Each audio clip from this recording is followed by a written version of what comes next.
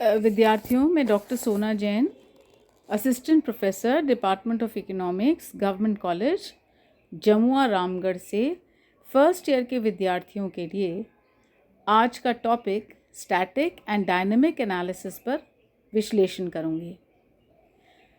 आर्थिक विश्लेषण के संबंध में 3 विधियों की चर्चा की जाती है। प्रथम, स्थैतिक विश्लेषण या स्टैटिक एनालिसिस। द्वितीय, तुलनात्मक स्थैतिक विश्लेषण या कंपैरेटिव स्टैटिक एनालिसिस। और तृतीय, प्रावैगिक या गत्यात्मक विश्लेषण या डायनामिक एनालिसिस। ये शब्द भौतिक विज्ञान व गणित में भी प्रयुक्त होते हैं, लेकिन अर्थशास्त्र में इनको विशेष अर्थों में प्रयुक्त किया गया है। प्रथम हम देखते हैं कि स्थैतिक विश्लेषण या स्थैतिकी या स्टैटिक्स किसे कहते हैं।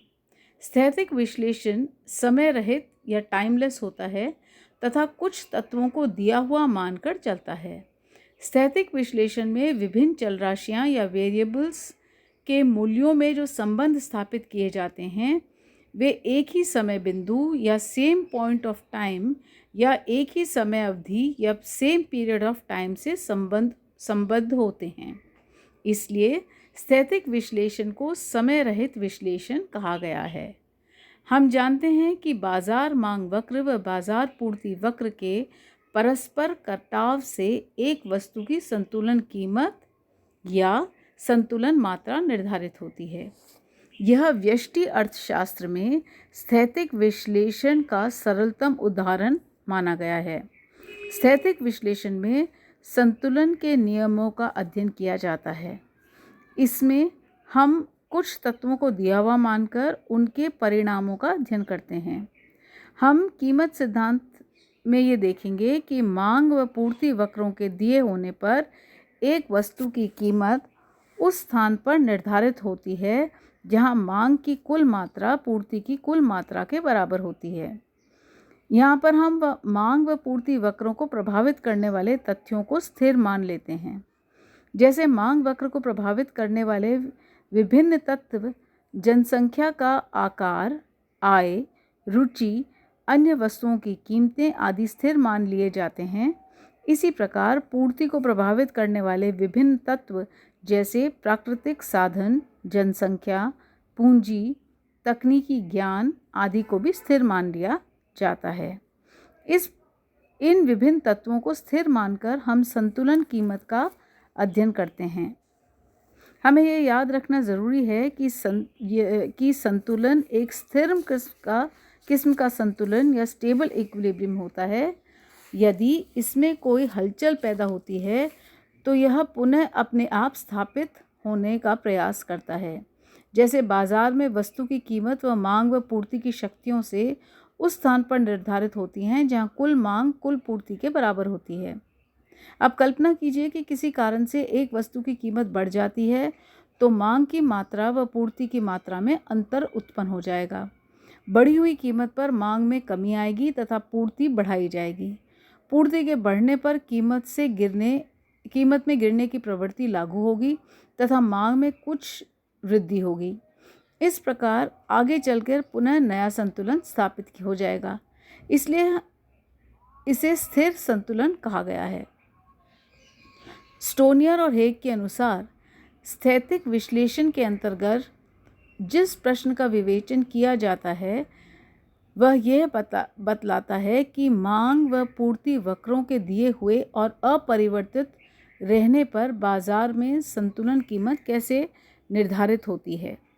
इस प्रकार स्थैतिक विश्लेषण हमें यह दर्शाता है कि उपभोक्ता, फर्में, उद्योग व संपूर्ण अर्थव्यवस्थाएं कीमत, उत्पत्ति, आय व रोजगार के कुछ स्तरों पर कैसे स्थिर अथवा स्थैतिक संतुलन में रह सकते हैं। इस प्रकार स्थैतिक अर्थशास्त्र में हम अर्थशास्त्र के कुछ आधारभूत तत्वों को दिया हुआ व ज्ञात मान लेते हैं। उदाहरण के लिए इसमें जनसंख्या का आकार व योग्यता, प्राकृतिक साधनों की मात्रा, उपभोक्ता, फर्म की रुचि आदि को ले सकते हैं। ये आधारभूत तथ्य विभिन्न वस्तुओं की उत्पत्ति, उनकी कीमतों व उत्पादन के साधनों की आय के स्तर को निर्धारित करते हैं। स्थैतिक अर्थशास्त्र का स्थिर स्थिति की अवधारणा से संबंध होता है। बोल्डिंग के अनुसार स्थिर अर्थव्यवस्था में जनसंख्या की मात्रा, आयु, संरचना व दक्षता, पूंजीगत पदार्थों का भंडार व बनावट आदि उत्पादन के साधन स्थिर रहते हैं। उत्पादन उपभोग के बराबर होता है। कीमतें स्थिर होती हैं। समाज के तकनीकी ज्ञान में कोई वृद्धि नहीं होती है, यहाँ कोई विकास नहीं होता है। समाज की संपूर्ण क्रियाएं केवल क्षतिपूर्ति में लगी रहती हैं। शूमपीटर के अनुसार स्थिर अर्थव्यवस्था में अर्थव्यवस्था केवल पुनरुत्थान यानी रिप्रोडक्शन करती है, यह विकास का कार्य नहीं कर पाती है। उदाहरण के लिए, जितनी मशीनों का मूल्यह्रास होता है उतनी ही मशीनों का नया निर्माण हो पाता है, जिससे पूंजी निर्माण की गति भी स्थिर बनी रहती है।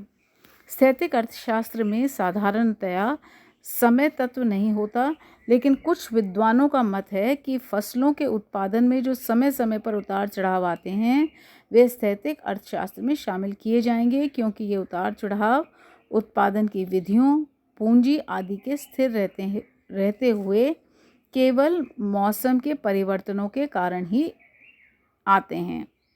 वहाँ उत्पादन को प्रभावित करने वाले आधारभूत तत्वों में कोई परिवर्तन नहीं होता है। इस प्रकार स्थैतिकी में भी बाजार के बाहर की बदली हुई परिस्थितियां जैसे मौसम के परिवर्तन शामिल किए जाते हैं। हिक्स ने अपनी पुस्तक वैल्यू एंड कैपिटल में कहा है कि आर्थिक स्थैतिक इकोनॉमिक स्टैटिक्स आर्थिक सिद्धांत के उन भागों को कहता हूँ जहाँ हमें दिनांक या तिथि सूचित करने या डेटिंग की कोई परवाह नहीं होती, अर्थात प्रावैगिकी इकोनॉमिक डायनामिक्स उन भागों को कहता हूँ जहाँ प्रत्येक संख्या का दिनांक या इसकी तिथि सूचित करनी आवश्यक होती है। स्थैतिक विश्लेषण का अर्थशास्त्र में यदि हम प्रयोग देखें तो हम इसका प्रयोग उपयोगिता हास नियम, तुलनात्मक लागत का सिद्धांत व कीन्स की राष्ट्रीय आय के निर्धारण का विश्लेषण स्थैतिक विश्लेषण के अंतर्गत आते हैं। मार्शल का अधिकांश विश्लेषण स्थैतिक ही रहा है। हालांकि इसमें उन्होंने कीमत सिद्धांत में अल्पकाल व दीर्घकाल का समावेश करके प्रावैगिक सिद्धांत की ओर जाने का प्रयास अवश्य किया है।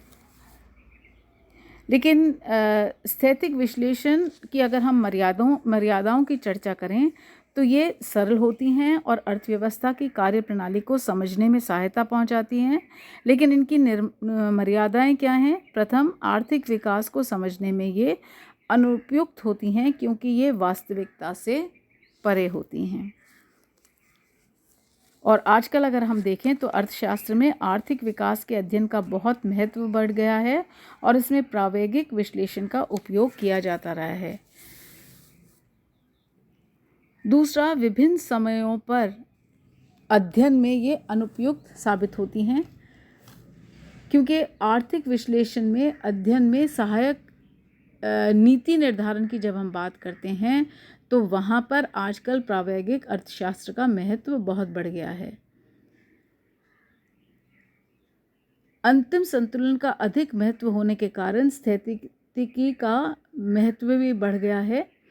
स्थैतिकी उस समय पथों को नहीं समझ सकती जो अंतिम संतुलन पर ले जाते हैं, लेकिन स्वयं अंतिम संतुलन का उन समय पथों का प्रबल रूप से प्रभाव पड़ता है। इसमें स्थैतिकी विश्लेषण की उपयोगिता स्पष्ट हो जाती है।